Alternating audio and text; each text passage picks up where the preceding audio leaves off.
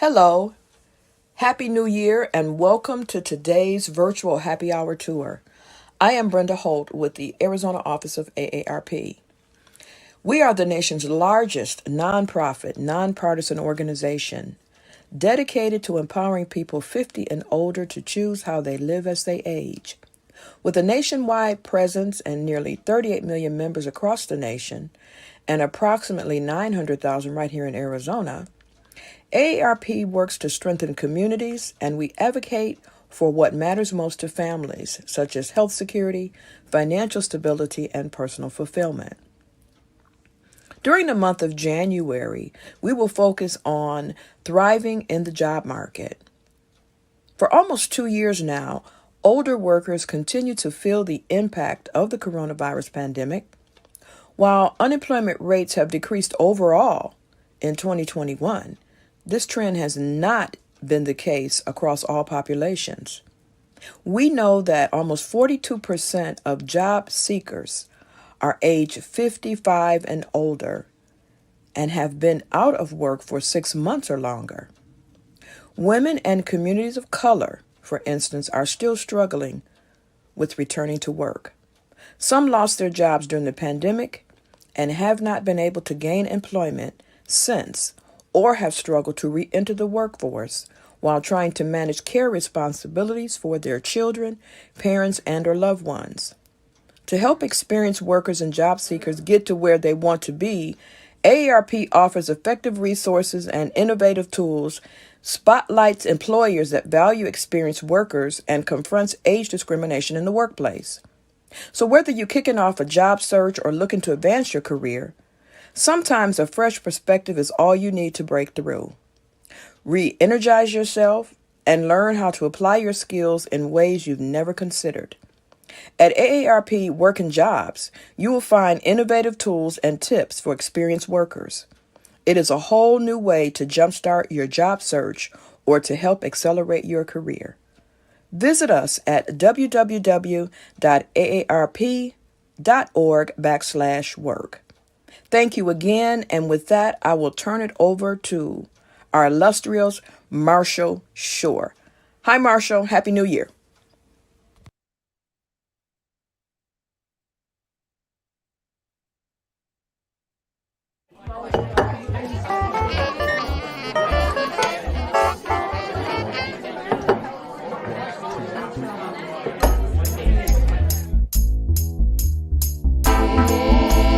Ladies and gentlemen, non-binary folks, welcome to the show.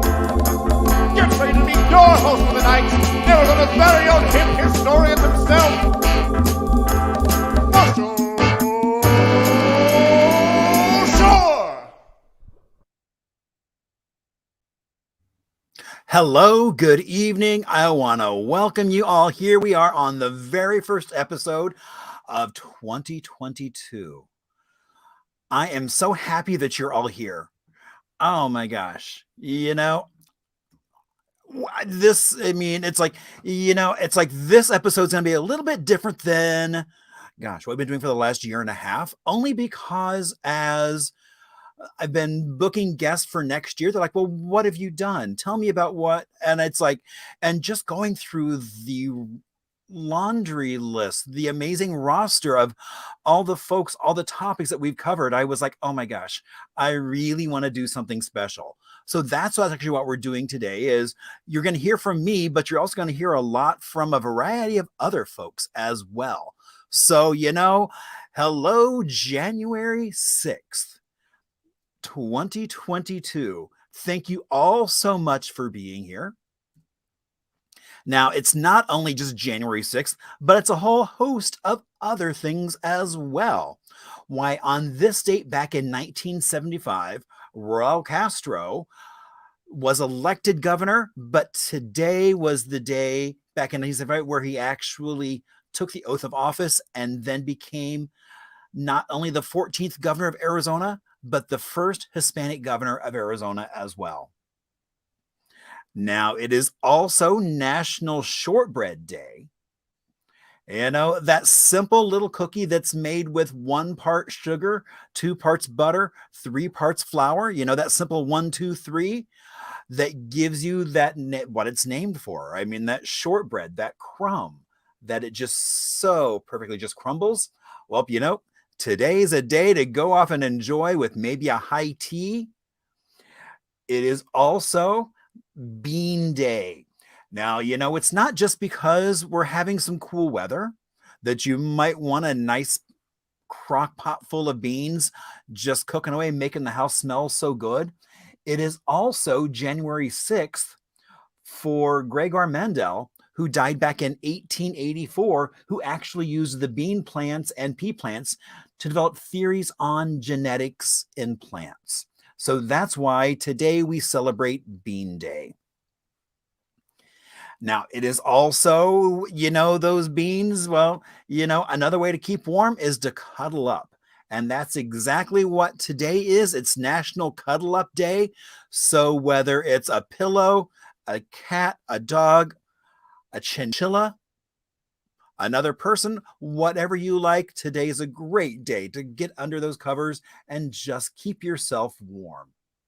Now, it is also, as some people celebrate, there's a debate on whether it's the 13th or the 12th day of Christmas. I'm going with the fact that it's the 12th day of Christmas. So that it's like, it's also not just the 12th day of Christmas. It's also Epiphany or Three Kings Day as well. And so that's why my background today is a lovely king cake with front and center a plastic baby right there.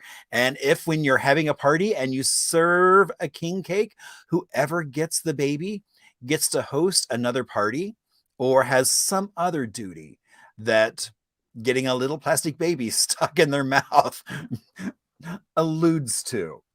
So there you go. So there we have January 6th of 2020. Now, what can you expect tonight? Well, it's going to be a different show, but not really that different because we're still going to have some Arizona music history.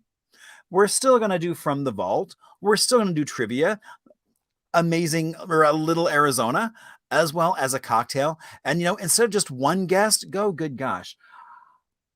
I'm trying to think. I know we have at least 10, 11, I think maybe 12, maybe 13 other voices other than just mine.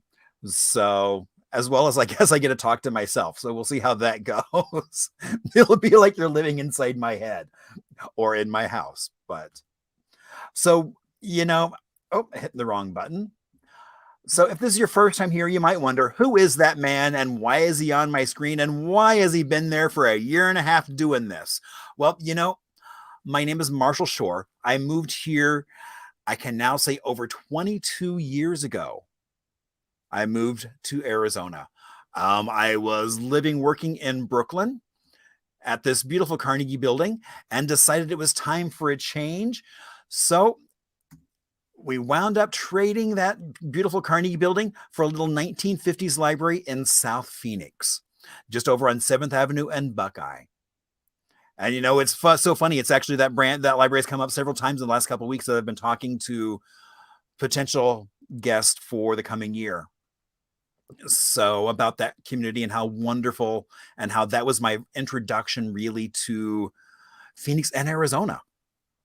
That building doesn't exist any longer. They now have a very fancy, much more modern building by Richard and Bauer that is literally just down on 7th Avenue, just south of Buckeye.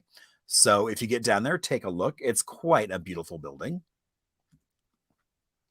Now, when we got here, we promptly moved into a beautiful 1956 ranch. Now, originally it was lots of beige inside and out. And I'm happy to say that's no longer the case. Why, outside it is two-tone of seafoam and cantaloupe. I mean, my house is pretty much a time capsule. All that buttercream yellow with matching appliances. And so actually friends call the house the Unmuseum because pretty much everything is to period and it's all touchable and playable with. Now, when we got here, everyone kept saying there was no history here, but I knew that wasn't true because every time I would get on a bike, in a car, on foot, however I was getting around, I kept coming face to face with so many amazing people, places, and stories. And then there's that post-war boom that I think in a lot of ways made the Arizona that we all know and love today. All those GIs that either were stationed here, trained here, or passed on their way to somewhere else. And after the war, they were moving here in huge numbers and changed the way Arizona works. Now, it is also, I'm also known as the hip historian. Now you might wonder, what does that even mean? Well, that means I get to play a lot with Arizona history. Why, in fact, at the end of this month, I am up in that amazing little town, Cottonwood. We are going to be doing a panel with Phil Moyer, John Conaway, and Clancy Sage. 2 actors and kind of historian, archaeologist for kind of up in that area. So we're going to have a great panel. We're going to talk about all kinds of fun movie stuff, and who knows where the conversation will lead. But that's going to be at the Old Town Center for the Arts right there in Cottonwood. So that's going to be a lot of fun. Coming up on Saturday, January 29th. This weekend, we do have on Saturday, we have Deb and I have our Haunted History Tour coming up. So I know there are still some tickets available. So if you want to start the new year off with getting more familiar with downtown and kind of walking around as you get to hear about some of the buildings, and in some cases, some of the things that even happened inside those buildings, or why there's energy still hanging around them. Also on Saturday, we have our continuing series of LGBTQ Story Circle that is happening from 1 to 3, and that's virtual. So I hope some of you will show up for that. That's always a lot of fun as we get to hear from, actually, it's been kind of global lately, which has been really cool. And then this year, well, actually not this year, last year, you know, as people kind of recount things they've done, I think one of the most exciting was to be involved with a project that actually won an Emmy. I'm actually going to show you that clip that we won the Emmy for. It was the Rocky Mountain Student Production Awards.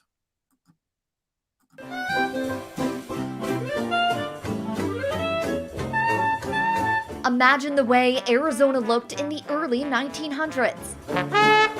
The streets, the people, with stories beyond the documented black and white. People kept saying there was no history here. But Marshall Shores sees history in color. I'm known as Arizona's hip historian.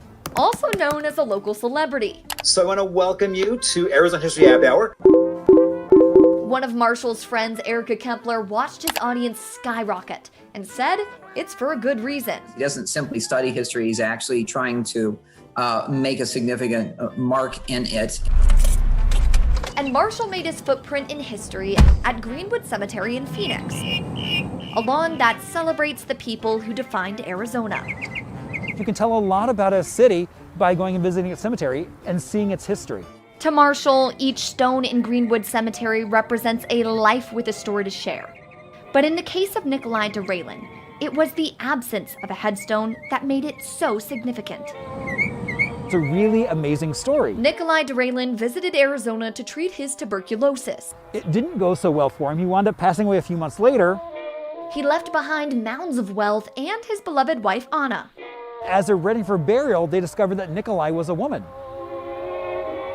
And so when they buried him here in Greenwood in 1906, they actually buried him in a dress and without a headstone. Erica, who is also the founder of Arizona Trans Alliance, says his story is remarkable. It really does say here's a person who managed to live a life with a tremendous secret that would have undoubtedly destroyed his life. Nikolai had enough money to afford a traditional burial, but Marshall explained that his unmarked grave was a sign of disrespect. Without a headstone, he was erased from time. Then came an idea. When I found out that we had a gender pioneer right here in Arizona from 1906, I started working with the local community to raise funds to get him a headstone. It was really through his invitation I became a part of it. They capitalized efforts through social media and word of mouth. Going to bars and people giving money here, giving money there. In 2 years, they raised over $3,000, but the question remained, what should it say? It was my opinion that what we put on the headstone shouldn't be outing, should not out him as trans. My friend Erica came up with this quote and I was like, oh my God, that is perfect. A quote that speaks truth to Nikolai and the entire transgender community. To be yourself in a world that is constantly trying to make you something else is the greatest accomplishment. Now the headstone stands among the masses, securing Nikolai's spot in Arizona's LGBTQ history. So that's one of the things I try to give those marginalized communities a voice. A contribution that also writes Marshall into Arizona's story. In Phoenix, Caitlin Keenahan, Cronkite News. Nope, that wasn't supposed to be there. Oh, here, let's do that. It's like I got ahead of myself. So the other thing that's really cool is some of you know that it's like, so for the last 12 years, we've been doing shirts about Arizona history. And so there was one shirt that I really wanted to do. And it's one that I know nobody would really quite understand. And so I discovered an artist actually physically down the street from me. And we did this What Would Charles Do shirt. Actually, this is a bag. And so the reason why I felt we could do this is because so many people are now familiar with QR codes that we actually were able to put a QR code on the back neck of the shirt as well as the bag. So that way people will find out that he was this amazing industrial designer that graduated from Carver in South Phoenix. So Charles Harrison, I'm happy to perpetuate your story and to let people know that indeed we do have history here. So, you know, thank you all so much. It's been such an amazing year. I mean, ups and downs and everything. But, you know, we still all keep pushing ahead and moving forward. Just like Lola said, it's like, you know, we keep moving forward. So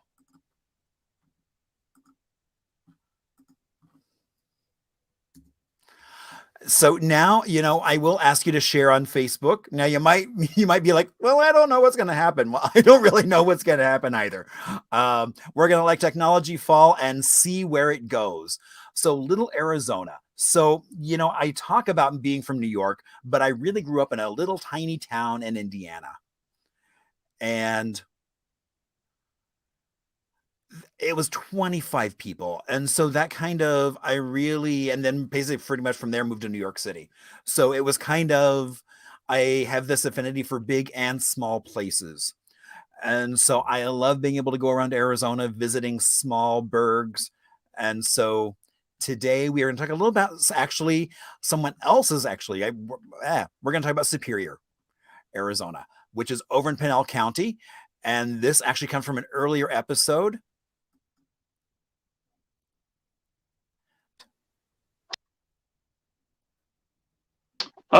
Well, there was a fella that lived here in Superior for some time. He opened up a few restaurants, the Piedra Roja and the Porter's Cafe. His name was Lynn Higley. And he came up with the phrase that we're above the fog, but below the snow. So 2888 is right about where we're at. So we're roughly about 10 degrees cooler than the valley. Ah, so it's a great place to go in the summer when temperatures are climbing a little here and you want to get some cooler weather. Oh. Yes, exactly. Very nice. And how far is Superior from, say, downtown Phoenix?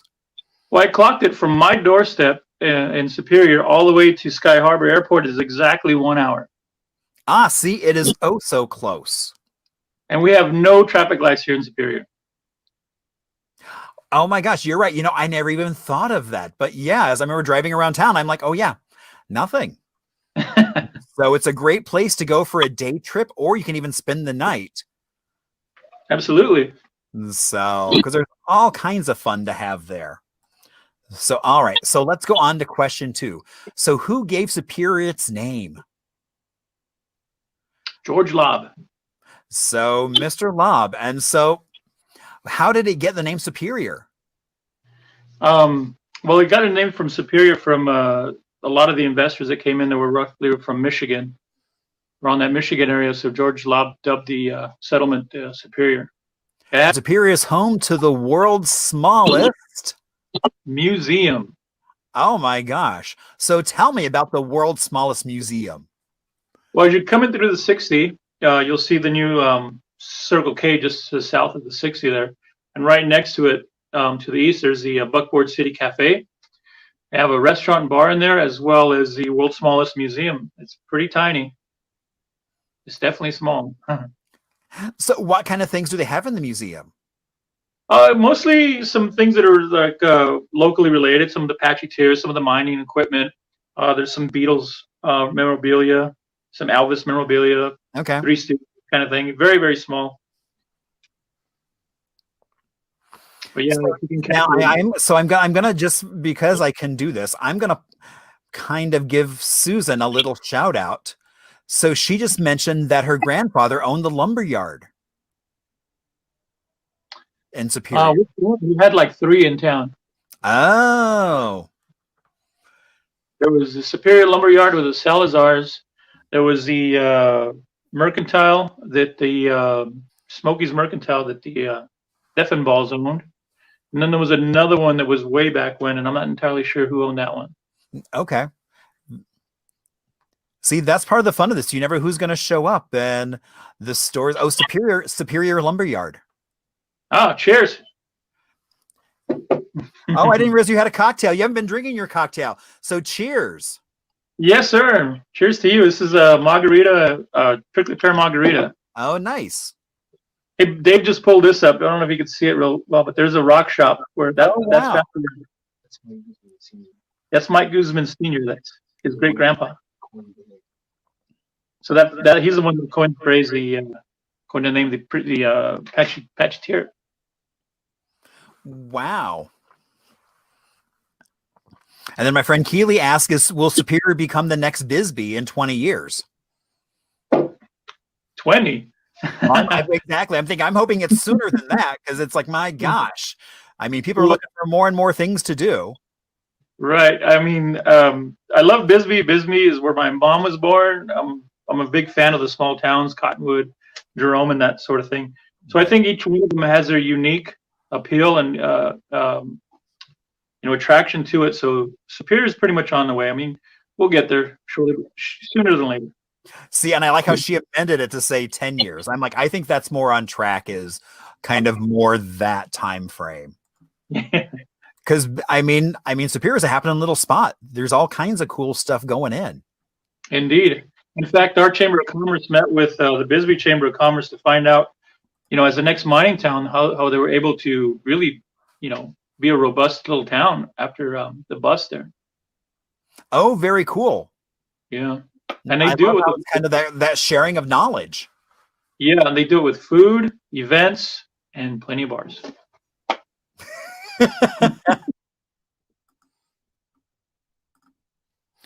All right. So that was it was so funny. So actually I got a chance to visit the world's smallest museum in Superior with my friend Mike and Anita, and I think we actually hear from Mike in a little bit. And it indeed is a little quirky museum that is pretty much a small tough shed with some shelves and a bunch of stuff in it that you can go look at. So it is indeed a very small museum. So, and Sarah, so happy that you're here this evening. So, all right. Now, it would never be a happy hour without a cocktail. And so, I didn't know if PJ was actually going to create a new cocktail for tonight or if he was going to rehash an old one, because, there have been some really good ones. And so he came up with the AZH3, which is kind of my shorthand for Arizona History Happy Hour. And so basically this has an Arizona whiskey, which is Del Bach, Dorado, a little bit of then 3 H's. So we have some honey, some hibiscus, and some Juana Guabana. So let's see if we can wake up Silent Bob to be my bartender for this. And let's see. So, and I love that PJ also gave me some really cool garnish.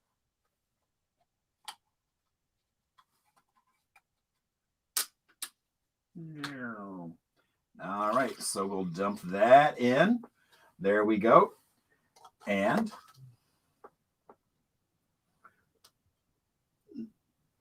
let's actually do it like that. And then that beautiful candied hibiscus, which is just so beautiful. And there we go. Our Arizona History Happy Hour, or AZH3 cocktail. And I just got to look at my my refuge. So let's get rid of that. So cheers, everyone, to 2022 as we get ready for oh so much more fun. Another year of Arizona History Happy Hour. And just having fun and playing with some Arizona history. And again, thank you all so much for being here. So now we're going to have some trivia. And normally I would bring on the special guests, but it's a little bit unique this time because all the guests have already been here. And so now with trivia, we always do trivia a little bit differently than some bar trivia that you're used to, where you just get the questions and answers and move on to the next thing once you know the answer. So we actually are going to have the questions. We'll take a little bit of an Arizona music break and then go back and hear what the stories behind those answers are. And we hear from an amazing, illustrious sort of folks. And, you know, it's so funny because this is actually the very first question that we did way back in April of 2020. And it was with Kari and the Rosin House. So during the restoration of the Rosin House, a trap door was discovered in the pantry. And what was hidden inside? A body. B, Spanish doubloons. C, whiskey bottles. Or D, Father Kino's cassock. Now, what you can do is you can keep track of your answers. Some folks do it in the chat. Some folks do it on their arm with a marker. You can do it on a mirror with lipstick. Whatever makes you happy, you go right ahead and do just that.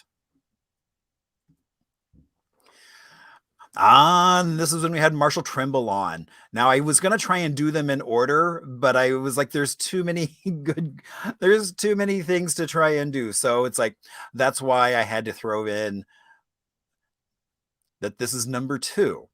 All right. So what was the original mother county of Arizona?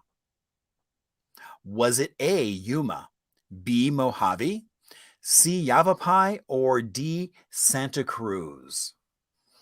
And we'll hear from Marshall in just a little bit.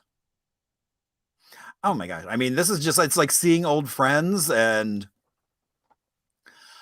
okay. So moving on to question 3. What famous trombone player attended Phoenix Indian School? Was it A, Kai Winding, B, Bill Watrous, C, Russell Moore, or D, Joseph Alessi? Which one of those was a famous trombone player that attended Phoenix Indian School? And that was from Rosalie, who is the curator at the Indian School Visitor Center Museum.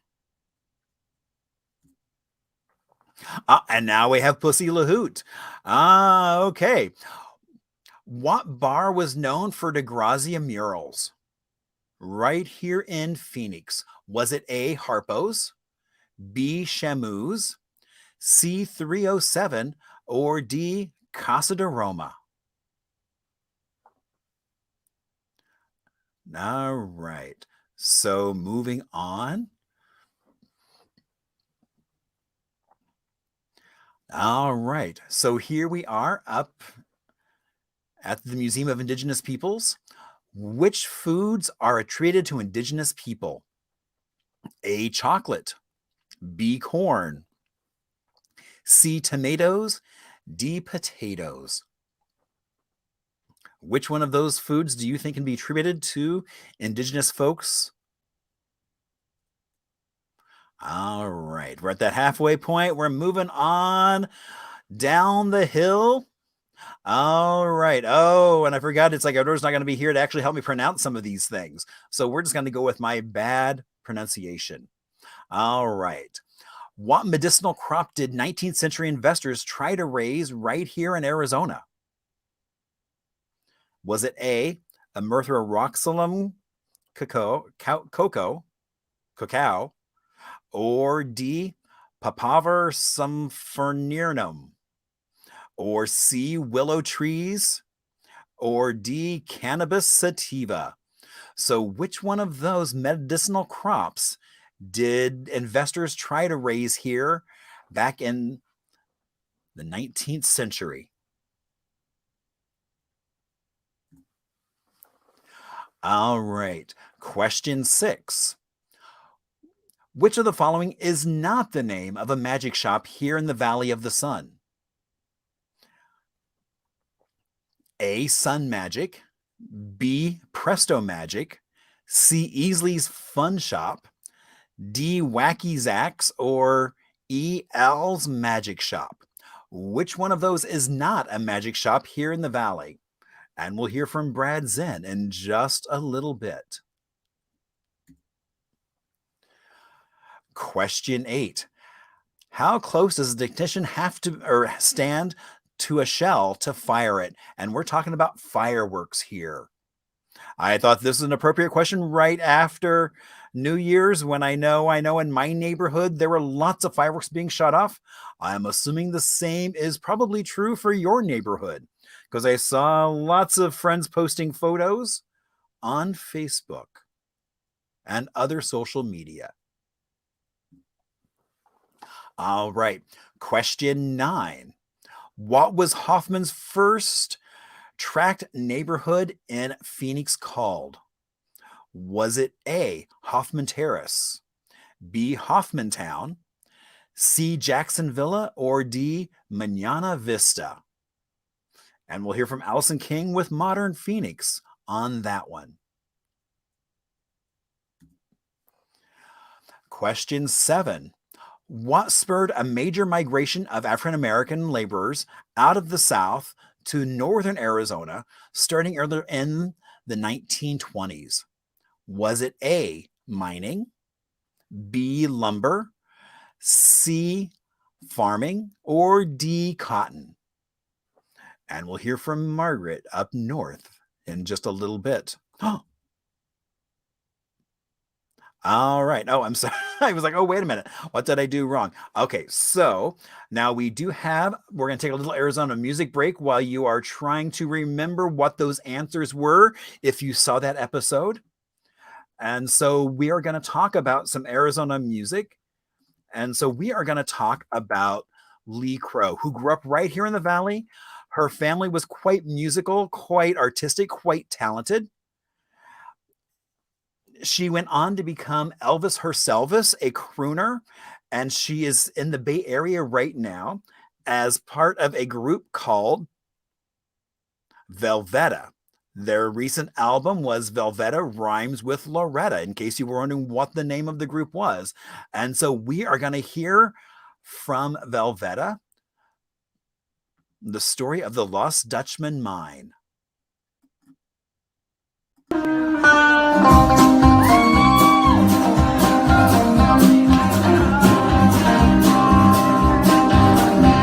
Old Jake Waltz was a miner, and Patsy Johnson way. They said he found a gold mine while riding out one day. He headed into town, his saddlebags filled with gold. Ready to take your pay.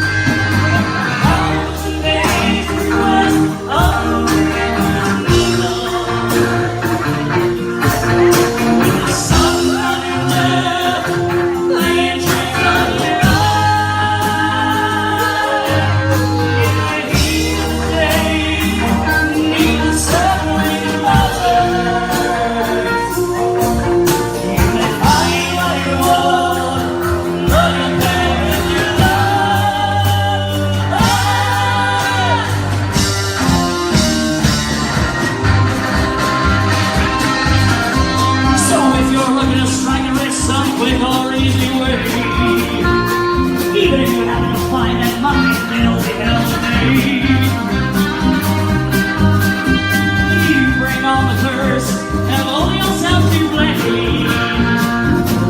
Dutchman's roasting rye, still searching for his flame. You can search and search and pray that you might find the hidden treasure of the lost Dutchman find. And when you find it, you'll never live still. The superstition that fans will know you.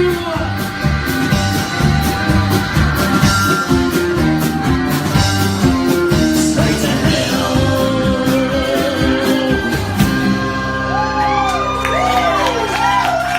Beware, cowboy, beware. That's great. Cowboy beware. You know, the Tale of the Lost Dutchman is still one of the probably the most often told. I know people are still out there in the Superstition Mountains trying to find that gold. So they just need to make sure to take some water and a flashlight and a blanket in case they get lost. So, all right. So now we're ready for some answers to our trivia questions. And let's see what's going to be the best way to do this. Let's give this a shot.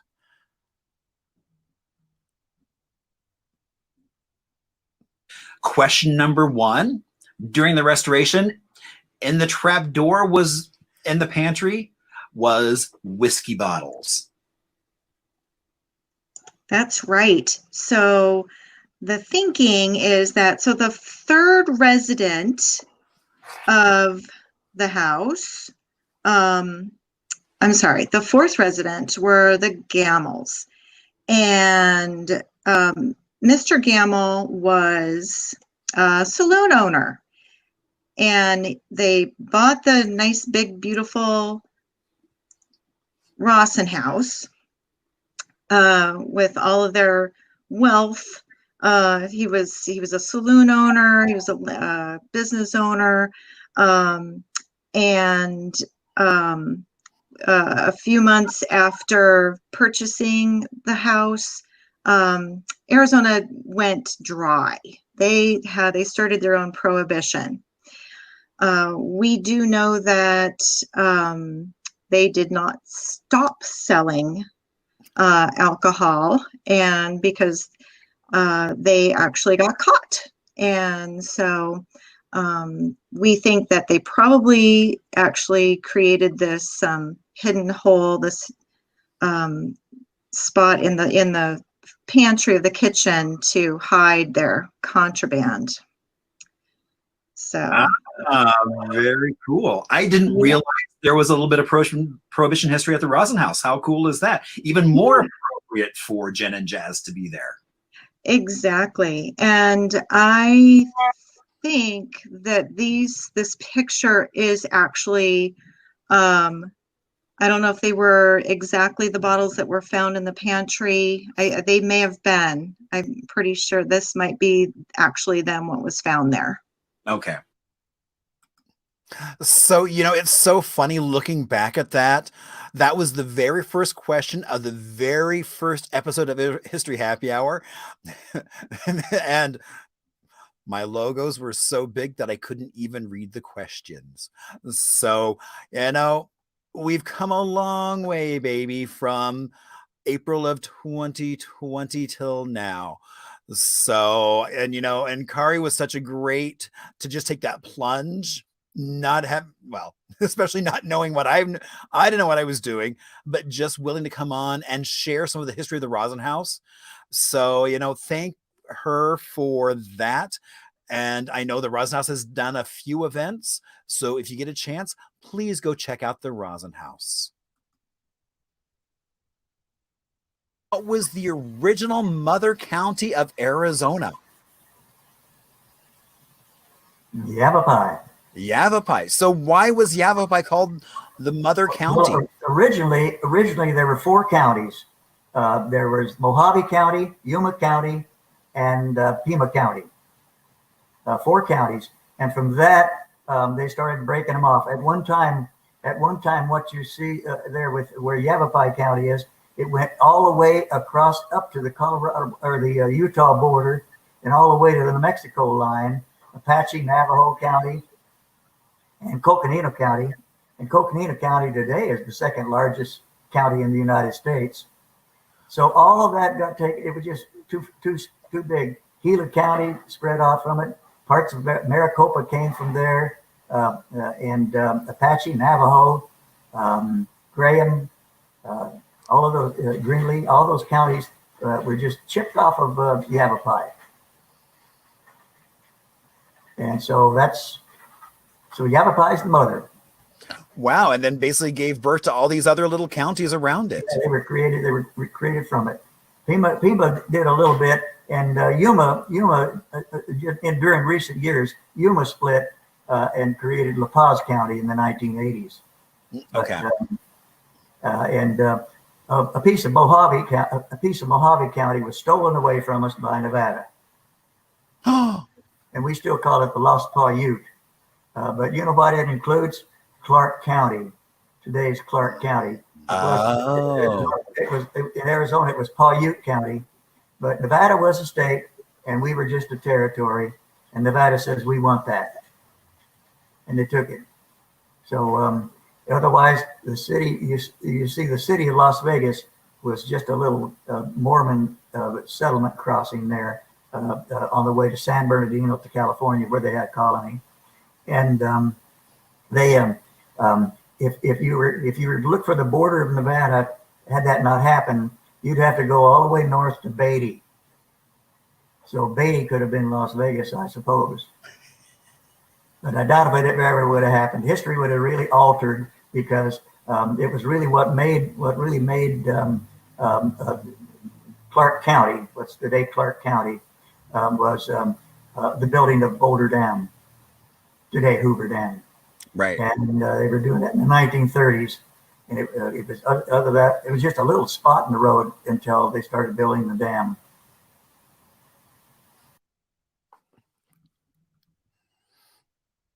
All right, so moving on to question 3. I want to thank Marshall Trimble for that answer. And who knew that Yavapai was their mother country? Famous trombone player, attended Phoenix Indian School. And that would be Russell Moore. Russell Moore, again, is with the Gila River Indian community. And actually, when he came to school here at Phoenix Indian, he played the trumpet. And then when he moved over to our rival school, which maybe I won't name, is when he picked up. It is a rival school. No, he went to Sherman, which is in California, and he picked up the trombone.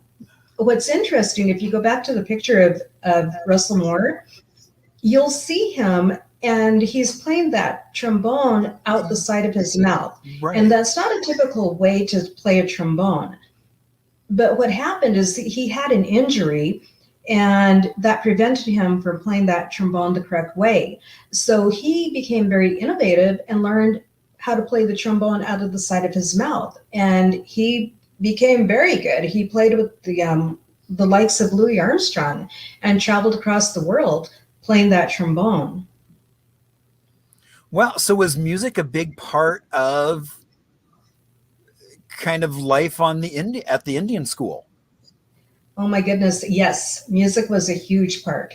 So even in the 1900s, early 1900s, when the school first started, there was the band. And originally that band was a brass band, and only the boys played in the band. And then later on it became, a whole band, and then, girls were able to play also. Oh, but wow. One interesting thing about the band is that it was actually used as a recruitment tool. So the band would play on all these different reservations, and there was an official from PI that would come up and say, "Do you like what you heard? If you did, send your children to PI because they can be part of this." Oh my, wow. So yes, the band was a huge, huge part. In fact, the band from PI was the band that was asked to play at the statehood celebrations when Arizona became a state. Oh, wow. So they were really good. They were very good. When Arizona was still a territory, there were territorial bands here in the area, and Phoenix Indian would play against those other bands and win quite often. So they were very good. On Sunday afternoons, there was a little arbor set up on part of the school grounds, and the band would come together and they would play, and all the people of Phoenix would come and listen to how well the Indians were doing. And so that was always a Sunday concert, basically, that was put on. So that was Patty from Feast Indian. Question 5.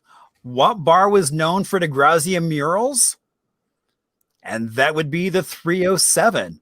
And here we have a photo of Pussy at the 307 as well as Miss Ebony at the 307.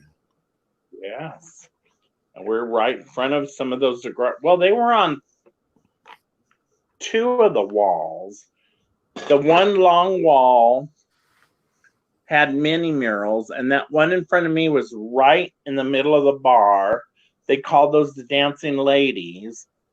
And when we first did a couple shows down there before they really took off, Lady Cassandra came back to town and she said, let's do a Monday Morning Madness show. I can make money for you. And so she did.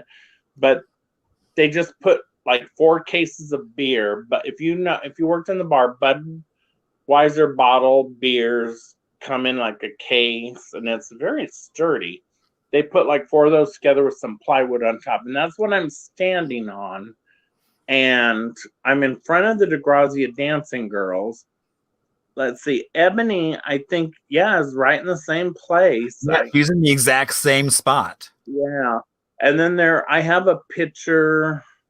Later, they moved the stage to one end of the bar, then they moved it to the back. I worked at Thurs about 3 different times.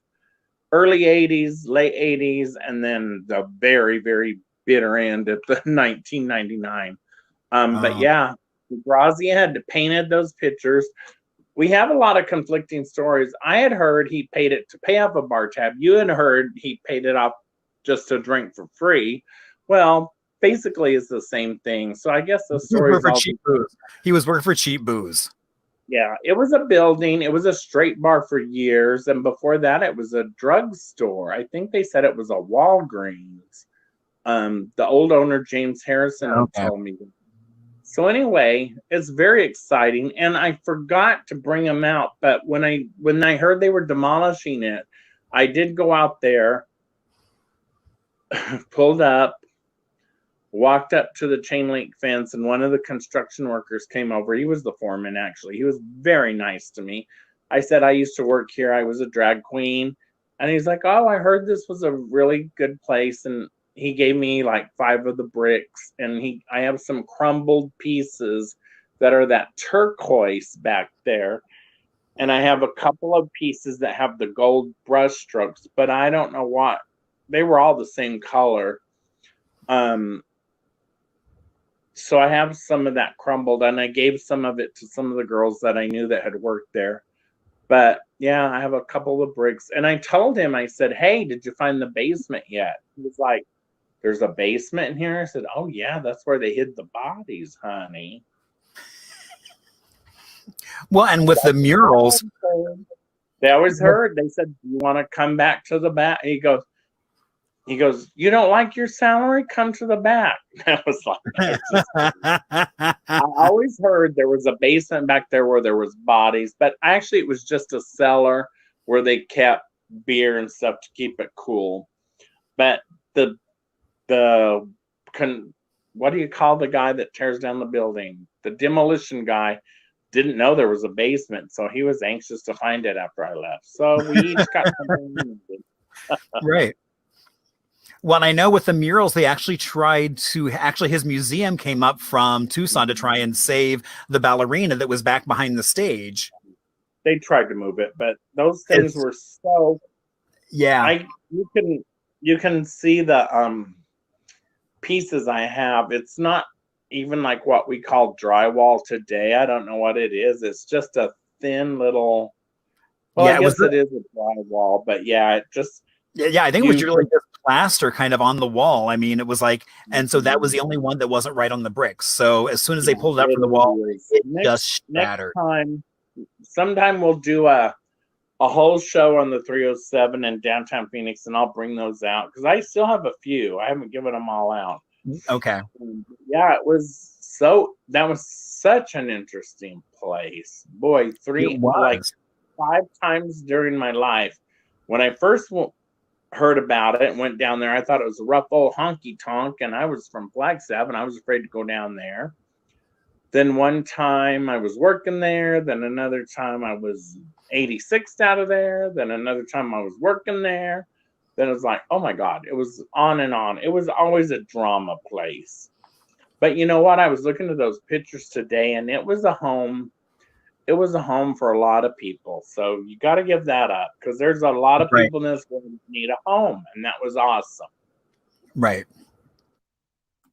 You know, watching that, I'm reminded that it's like I probably should hit her up and say, hey, you know, let's do an entire episode on just like downtown Phoenix. That would be really cool. So I will make a note to myself and follow up with her on that. All right. So moving on to the next question. So question 5, which foods are attributed to Indigenous people? And this is kind of a trick question because it was all of the above, but I knew if I put that, you would all guess that. So pretty much if you put down any letter, guess what? You get it right. Or you might have said all of the above. Yeah, every one of those and more. You know, what do we have every Thanksgiving we attribute to the Indians bringing to the table would be turkey. Benjamin Franklin wanted the turkey to be the national bird. Imagine how silly that would be today, but because it was so prevalent, you know, he thought that was a great thing. The largest consumer of turkey on the planet is actually the country of Israel. And that makes sense. Those folks have been fighting. I'm a soldier myself. I 8 years in the United States Army. An army fights on its stomach, and those folks have been fighting from day one. And they know that if you feed an animal just as, let's say you feed a turkey just as much as you feed a chicken, but you get 3 times the meat, it just makes sense to raise and eat more turkey. Okay. So more turkeys, even though they're indigenous to North America, are consumed by the country of Israel than any other per capita than any other country. Turkey is one thing. Anything you eat on your Thanksgiving table, thank you very much, Native people. Gum, chicle, chewing gum. Chocolate, though, was a ceremonial drink, cacao. And the cocoa beans we didn't sweeten our chocolate or flavor it like Europeans do with sugar. We actually flavored it with chili peppers, which gave us hot chocolate. So chocolate or cacao is a stimulant. It's also considered an aphrodisiac, and that's why, men, you give your ladies chocolate on Valentine's Day. But again, not your kids. Not my kids. They get Skittles and hard candy.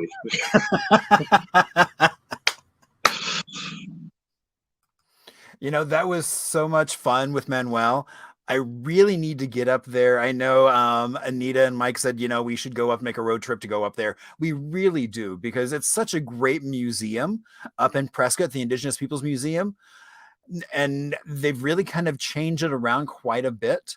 And so it's really a fascinating museum, and they've got lots of stories to tell. And Manuel is really great. All right. So what medicinal crop did 19th century investors try to raise here in Arizona? Opium poppies. Opium poppies. So it would have looked like Wizard of Oz. There would have just been this big field of poppies. Right. Exactly. So I've got to tell you, in fact, this is a book that I'm working on now, is about the drug culture of the Old West that was hiding in plain sight. In the 19th century, particularly after the Civil War, hard drugs were sold over the counter. So we're talking heroin, cocaine, morphine. Opium, of course, was available through any number of Chinese workers who had opium dens that were frequented by lots of people. But yeah, there was very active discussion in the the 1870s, 1880s by investors of trying to make Arizona the opium producing capital of the United States. Wow. Because of our climate. And the plan was to grow them along the Colorado River. But that was the goal. It was going to be the cash crop, just like cotton was the cash crop in the South. In Arizona, it was going to be opium. Now, the idea never actually took off. And I'm not exactly sure why, because, again, these products were over the counter and were not regulated until the 1920s. So I'm talking about, morphine, which is a derivative of opium, and heroin, if I remember correctly, is a derivative of morphine. They're all synthetics of opium. So I don't know why it didn't take off, but there was active discussion by investors. You could read about it in the newspapers, extolling the virtues of opium and contributing to the Arizona economy, and on and on and on. So now, okay, so you brought up a good point in terms of the research of it was talked about in the newspaper. Yeah. Now, back in, not that long ago, if you were trying to research something through a newspaper, you literally had to go page by page or on microfiche. No. How has that changed? Oh my, that's a great question. So the Library of Congress has a website called chroniclingamerica.org. So it's LOC, chroniclingamerica.org. And it's a database where they have digitized a number of newspapers going all the way back, as early as they can, depending, of course, on the state, right? So our Arizona newspapers really don't go back any earlier than the Civil War. But it's a great resource. You can type in any name or any subject and pull up all the hits of the newspapers that published, on that topic or on that individual. And some cases you can actually, if you're doing genealogical work, you can trace your ancestor because newspapers, they operated like hometown rags. They would literally say things like Marshall Shore's gone on vacation and he'll be gone for 2 weeks. Right, and they would tell you where you're going, and then they would be like, oh, and now he's back home. How exciting! Yes, and so you could almost follow people because they would just report on anything, right? So anyway, it's a fantastic resource that I use quite a bit to try and at least understand the reading culture that existed in the 19th century. And people are as newspapers. I wouldn't argue that they're infallible in terms of their accuracy, but at least you understand what people were reading and thinking about, right? And it gives you a window into a world that is very much so. Suddenly you can now keyword search things that would have taken you years to find one article. Yeah. Now you can find it in a matter of minutes. Yes.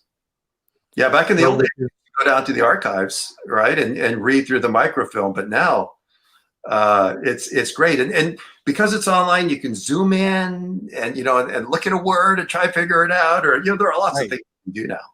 Yeah, which is really exciting. Yeah. So Chronicle America is such a great resource. Anyone can access it. It's online through the Library of Congress, and you literally can search Arizona newspapers for a variety of terms. Now, you might also want to play around with the spelling of that because sometimes they took quite liberties with spelling. But as Eduardo says, it's such an amazing resource to be able to sit there and look and see what people were reading, how were they reading, what were they reading about. So, and also I just think that's so fascinating, especially in a time where recreational use of some drugs is now legal, that when you look back into our history, it's like there were much worse things that were over-the-counter things. And so, and plus, I just adore Eduardo. So, I really would love to have him back, but I know he's really swamped with some stuff going on at ASU, so hopefully we can have him back on again.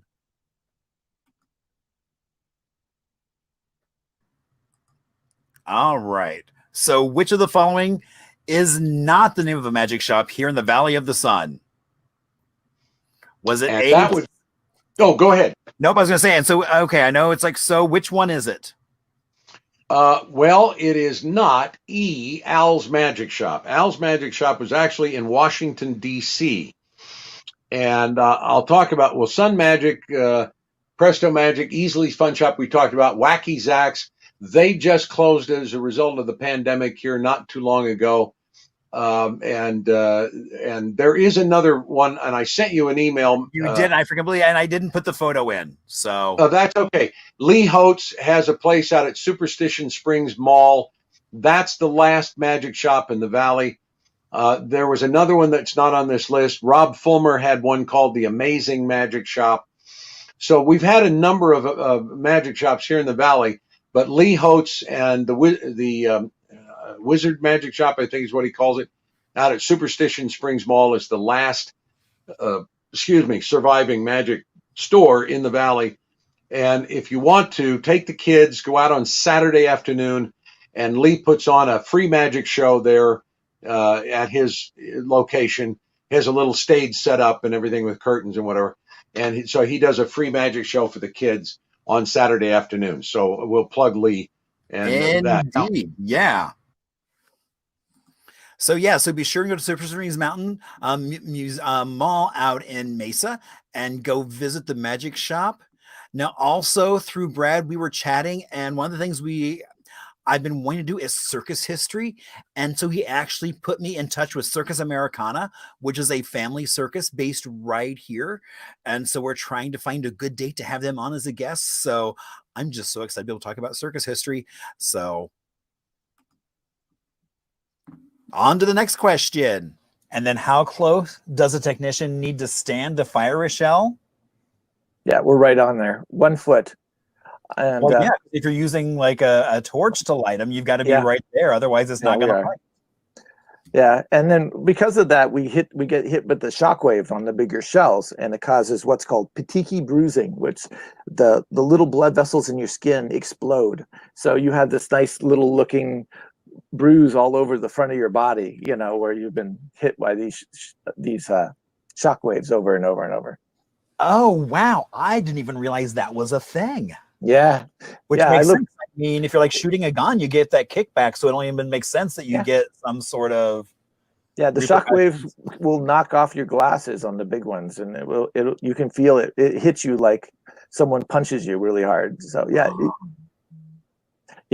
you tend to be sideways to those. You don't want to hit those straight on for obvious reasons. So. Wow. So Mike is a professional pyrotechnics person. And so he was also, at another point, was talking about how when he sets off all these fireworks and he stands at the side, it's like literally one side of his body is riddled with bruises all over. So it's not an easy task. So we're going to talk a little bit about Ralph Haver, but also Hoffman Town. Mm-hmm. So let's talk a little bit about some Hoffman Town, just kind of give people kind of a flavor of, as we get ready to go into some trivia, just kind of set the tone for us. About Hoffman Town in general? Yeah. So you might have heard of a place called Hoffman Town. I'm not going to tell you where it is because that would spoil one of my quiz questions.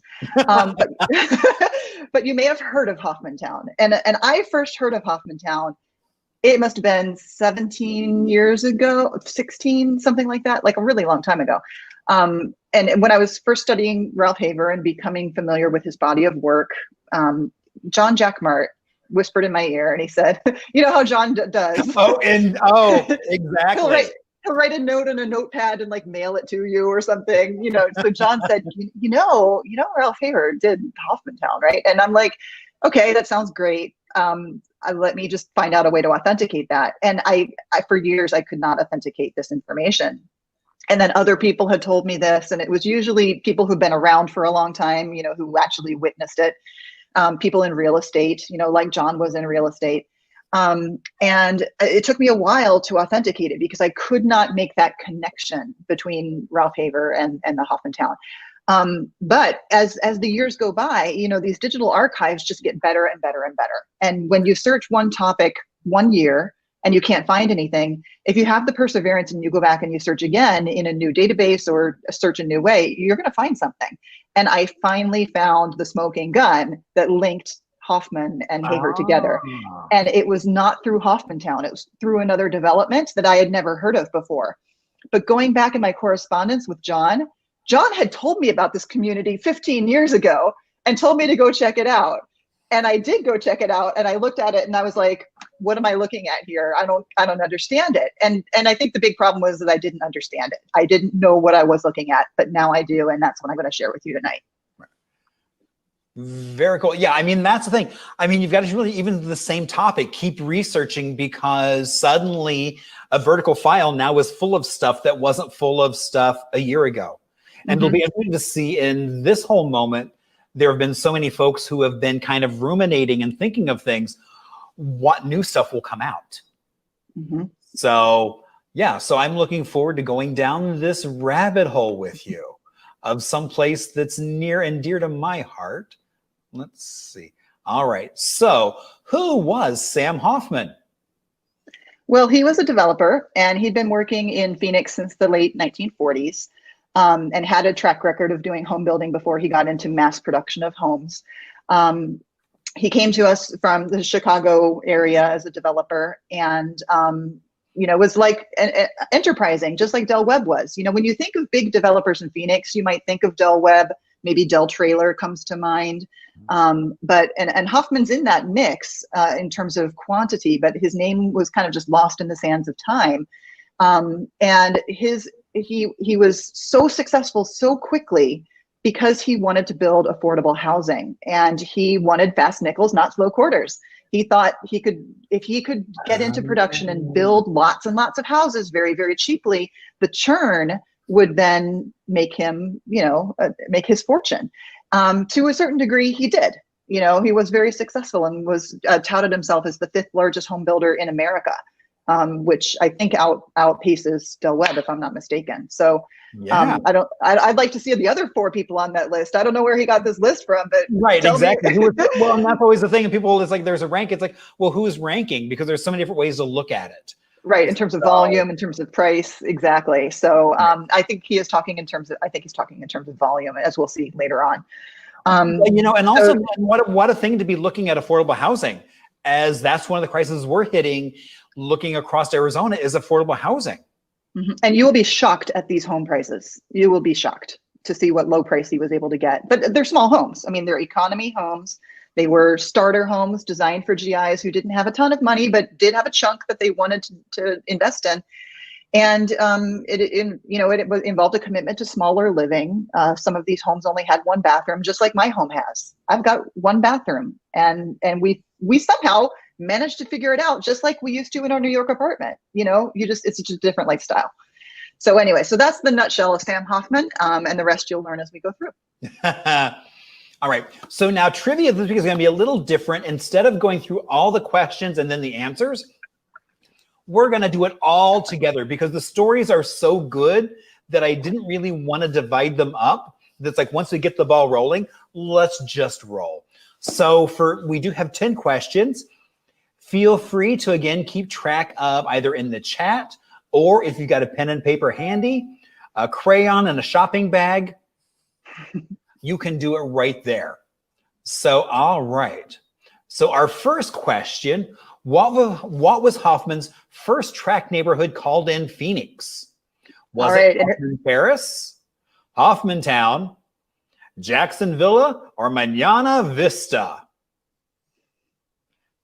And drum roll, please. Now I need sound effects. Now that we're doing this stuff. Well, just like any good professor, I've given you one of the answers to the quiz in my previous slide. So, of course, right? No, exactly. People are paying attention there and know the answer. Plant little seeds of what the wrong answers are, and so we know it wasn't Hoffman Town, right? We can eliminate that. Right. But you're seeing photos of the neighborhood now, so you can go ahead and reveal. All right. It's Manana Vista. And so I've highlighted Manana Vista there for you in yellow. If you've ever been to the Rebel Lounge on Indian School Road, just walk 1 block north and you're right inside Manana Vista. And this is late 1940s. This is his first, as far as I know, his first big investment in land and his first tract housing project. And when that was completed, he went across the street. You see those little red dots that are right across the way on 28th Street, it looks like, bought another tract, and he couldn't build these homes fast enough. So he was basically leapfrogging from one to another to another. And he would often, in the old advertisements, say, go see the model home in Manana Vista, but then you're going to be buying in Jackson Villa. So he would use one subdivision to market another because the homes hadn't yet been built. So that's just testament to how the demand was and how quickly people were snapping these up. So that we did, that was so much fun. I was at the Valley Ho. They put me up in a really fancy, like 2-floor suite, and we broadcast live from there. And Allison, with Modern Phoenix, the home tour and stuff had been in place, had been canceled. So everything was virtual. So this was kind of the first kickoff of all that virtual stuff. And that was such a super fun episode because we also had Damien from Tucson talking about desert modernism, as well as we had folks from Palm Springs talking about desert modernism. I was just at an event a couple weeks ago and ran into somebody who was with Las Vegas modernism. So maybe we'll try and do something again like that this spring, but involving even more kind of that whole desert modernism stuff.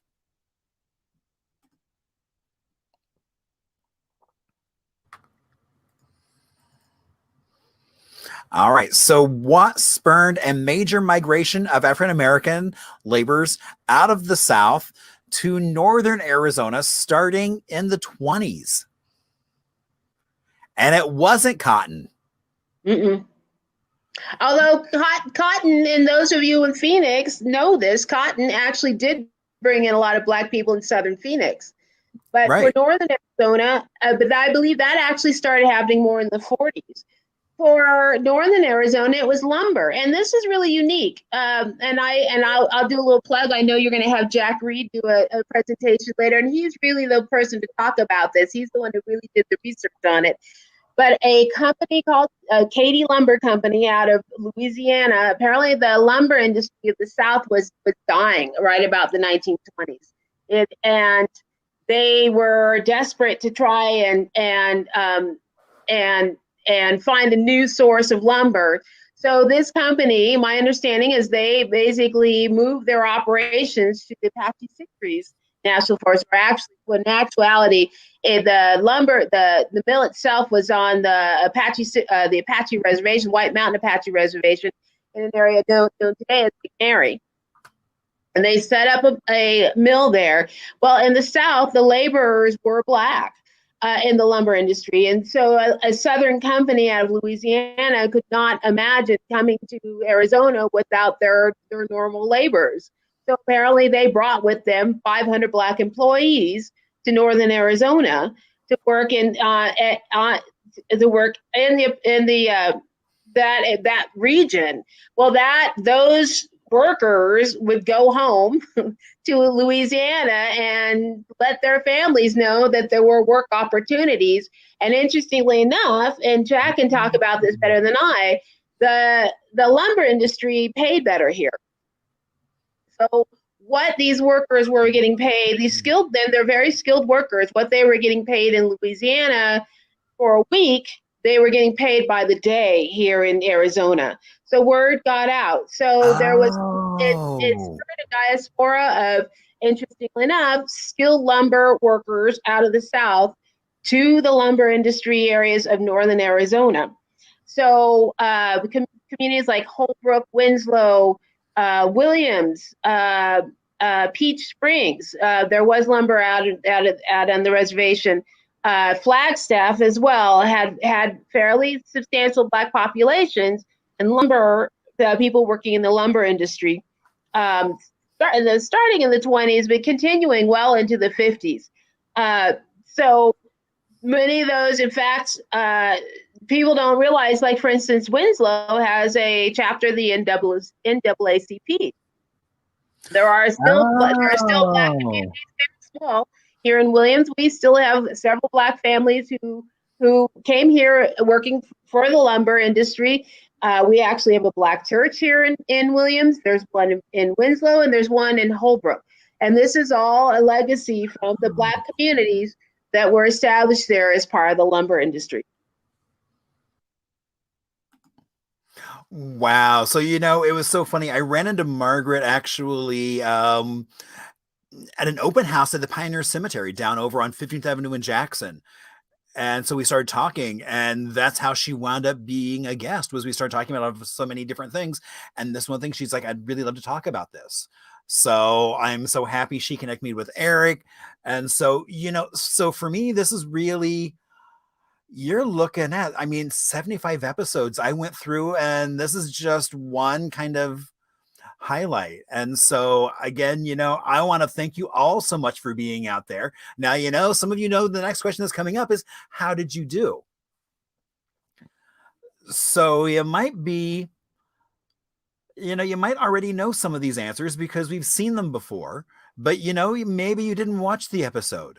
So how did you do? And I always like to say it's also not about how well you did, but look at the amazing stories that we got from a cast of Arizona characters from across every border, which I think is amazing.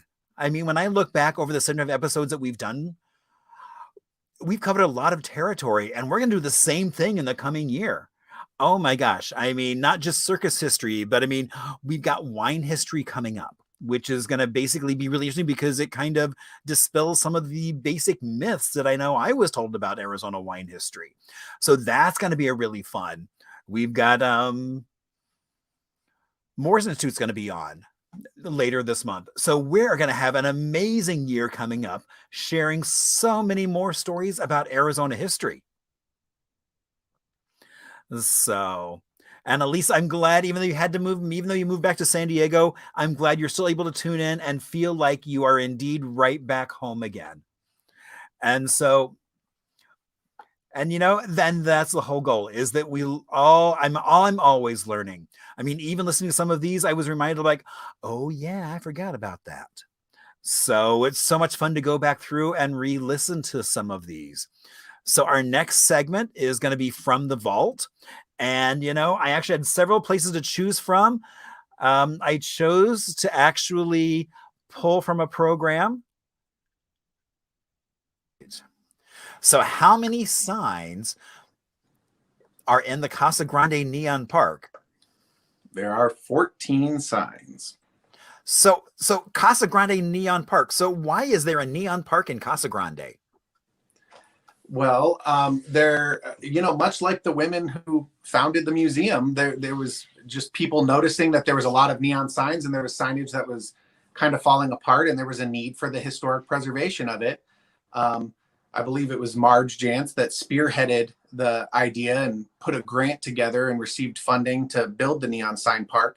4 of the signs are on permanent loan from the museum. So we had them on display, but not lit or repaired or anything. We just had them as they were donated. And it's lit every night from dusk until 11 p.m. So I recommend people come check it out. I didn't realize it went that late. Oh, that's even better. Okay, cool. And I love the fact that, it was like, so open. Wait a minute. Let me change that. So, and I love the fact that the camera is actually from Garaya's Photoshop. That is, yeah, that's Garaya's sign. Because I remember seeing that actually in the old barn at the museum, and then it getting donated, now getting to see it all lit up and everything else. Yeah, and then the one with the cactus next to the neon sign words. That's Arizona Edison. So we had that at the barn for a while. And then the Valley National Bank we had in the museum in the barn as well. Yeah, and that logo is just so iconic across Arizona. They had branches all over the place, not just Phoenix, but in small towns and big towns all across Arizona. So, all right.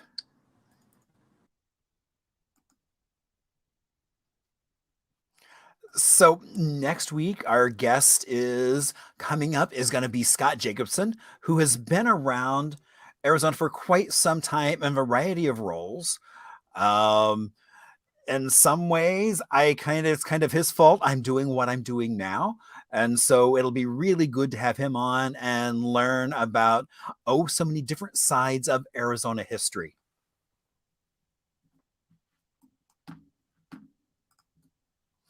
So now don't forget, if you ever have any questions, if you weren't able to get into the chat, or if you have something you wanted to send, you can send that through email, because I love to hear from you all.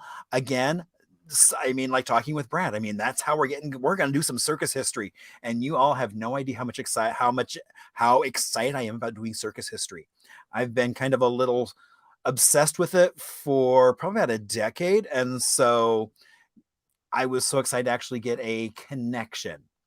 So as we get ready to say goodnight, I do want to give a shout out to Chris and Cole, who did that great intro video at the very beginning, as well as PJ, who has probably done 60 plus cocktails. And I know there's going to be more. So it's going to be an exciting year for cocktails. We're going to have a lot of fun as we get a chance to play with Arizona history and tell some more stories. So again, I want to thank you all so much for being here. Now, to take us out this evening, we are going to have Dolan Ellis and his song 10 Highway, that to kind of take us out, because the 10 goes across Arizona and will get you so many places. So again, thank you all so much. I will see you back here with Scott Jacobson next Thursday at 7 o'clock. Have a good night, all. The roads between Tucson and Phoenix, it was paved, but it was very, very narrow. And it went through all these little towns, Chandler, which was tiny little wide spot in the road, and Coolidge and all these places. I wrote this back in the 70s. It's called I-10 Highway.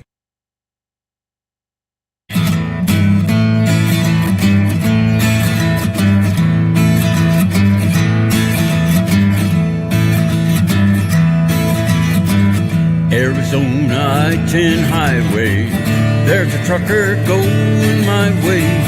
Play a tune in the afternoon on a guitar that I carry on my back. I can see the signs of Tucson from the freeway that I ride on, telling me all the sights to see down in Tucson. But I'm long gone with each puff from the diesel stack.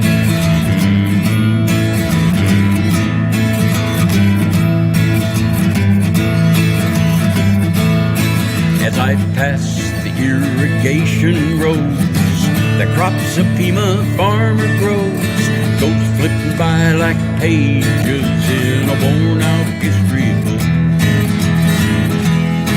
And the story that it seems to tell, the pride of his work and a job done well, the cooperation of a reservation full of neighbors, and the labors of his people that it took. Arizona I-10 Highway, there's a trucker going my way. Play a tune in the afternoon on a guitar that I carry on my back.